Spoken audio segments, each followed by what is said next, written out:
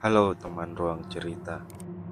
Saat channel ruang cerita mencapai 1000 followers dan 4000 jam tayang, ruang cerita akan memberikan giveaway eksklusif langsung ke kalian. Jadi nonton sampai habis karena detailnya ada di akhir video ini. Ceritaku malam ini bukan sekedar dongeng. Ini adalah suara dari masa lalu. Duduk tenang, matikan lampu, dan dengarkan baik-baik.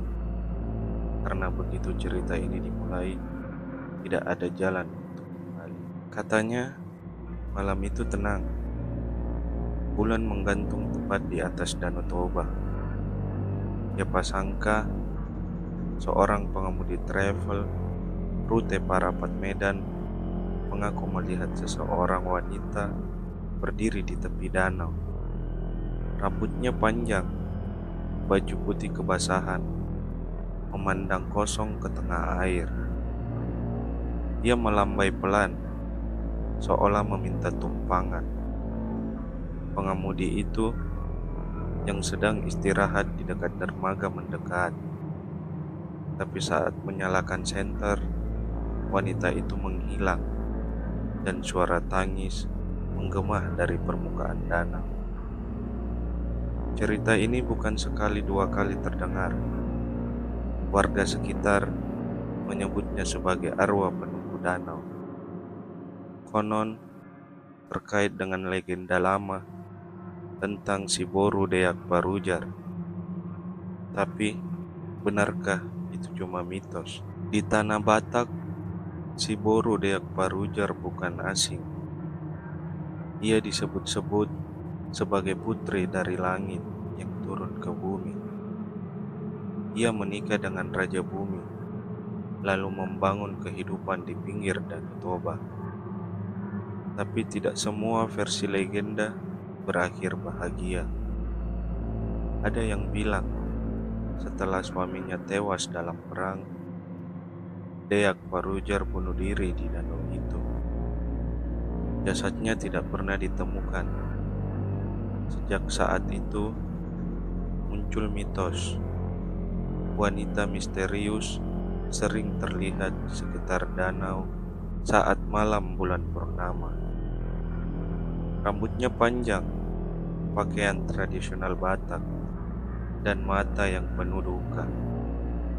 Beberapa percaya itu adalah roh penasaran sang putri yang menolak pergi sebelum bisa menyatu kembali dengan langit.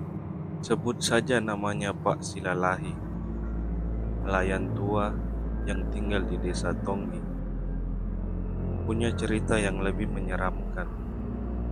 Ia mengaku pernah bertemu langsung dengan sosok itu. Saya kira itu turis, Pak. Dia duduk di atas batu besar dekat air. Rambutnya basah, bajunya compang-camping. Tapi pas saya sapa, dia balas senyum. Giginya tajam seperti ikan. Nelayan itu kabur dan jatuh dari perahu. Saat sadar, dia sudah berada di rumah sakit desa. Aneh, karena tidak ada yang menemukannya. Padahal ia hilang selama 2 hari. Warga bilang, jika kau melihatnya langsung di pinggir danau, jangan tatap matanya. Itu bukan manusia, itu roh. Februari 2021, seorang sopir angkutan umum rute Ajibata Simanindo mengaku memberi tumpangan pada seorang wanita muda. Rambutnya basah, duduk di kursi paling belakang, diam, tak bicara. Tapi saat sopir itu menoleh ke belakang karena curiga bangku tersebut kosong, tidak ada siapa-siapa. Padahal ia baru saja melihat wanita itu duduk di sana. Ketibanya di pelabuhan, sopir itu mendadak kerasukan. Ia menjerit, memaki, dan menangis.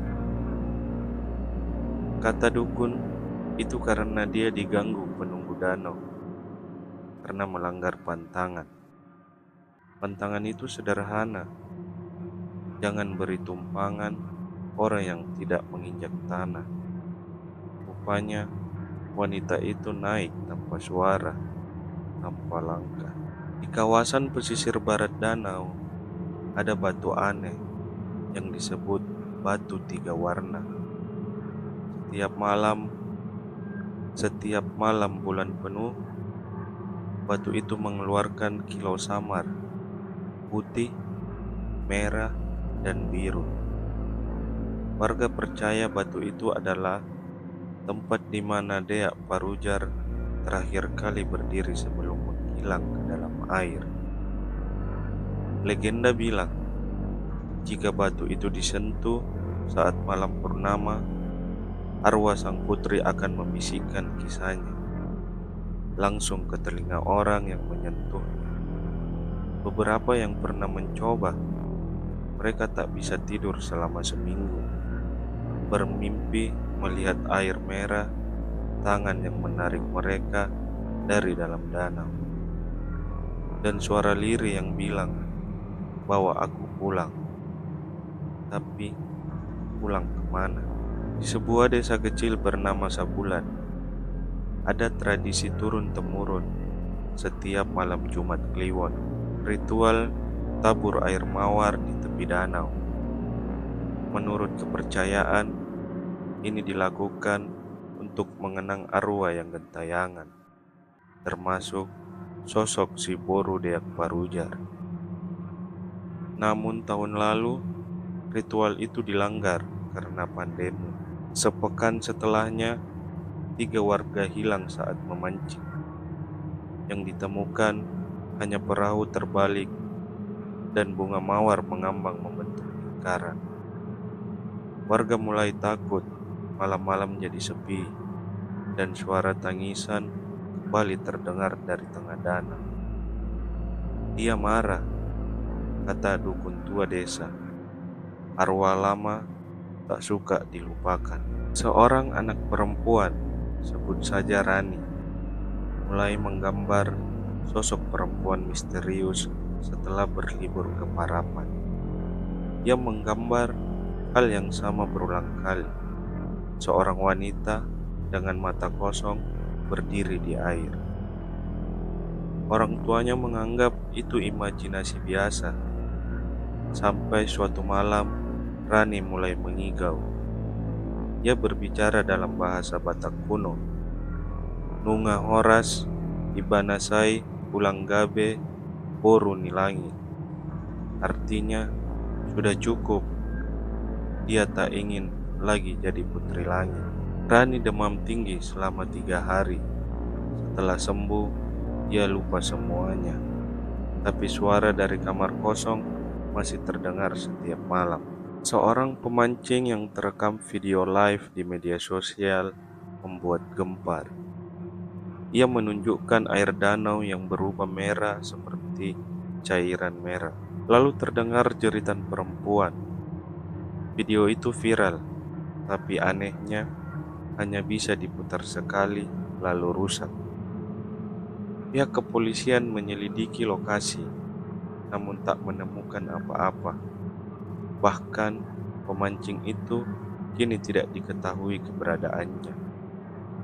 Beberapa orang bilang itu tanda kalau arwah sang putri sudah tidak sabar. Ia ingin diingat atau ingin seseorang menggantikan tempatnya di dasar danau. Seorang pawang lokal yang biasa menangani gangguan gaib di sekitar Danau Toba mengungkap pengakuan terakhirnya sebelum jatuh sakit misterius. Putri langit itu tak ingin pulang ke atas. Ia ingin tinggal di sini, tapi tidak sendiri. Dia mencari pengganti. Menurutnya, siapapun yang terlalu sering memikirkan kisah ini bisa menjadi target, terutama yang membicarakan namanya di malam hari dekat air. Beberapa wisatawan yang mendengar cerita ini mengaku bermimpi dicekik oleh rambut basah dan mata putih yang menatap tajam.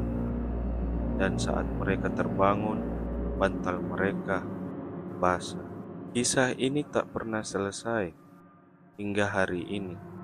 Masih ada yang melihat wanita berpakaian putih berjalan di pinggir Danau Toba, kadang di dermaga, kadang di batu besar, atau sekedar melayang di atas air.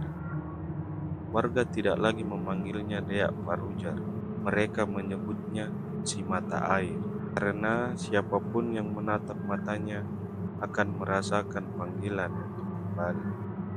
Mungkin benar, ini hanya legenda tua, tapi kalau malam ini kamu melihat air di gelasmu berguncang sendiri, mungkin dia sudah mendekat. Kalau kamu punya pengalaman dengan cerita ini, silahkan menambahkan di kolom komentar. Menurut kalian, kisah horor nyata daerah mana lagi yang seru kita ceritakan? Kirim kisahmu ke email kami yang ada di deskripsi. Ingat, jangan pernah menyebut namanya saat mendekati air, atau dia akan menjawab.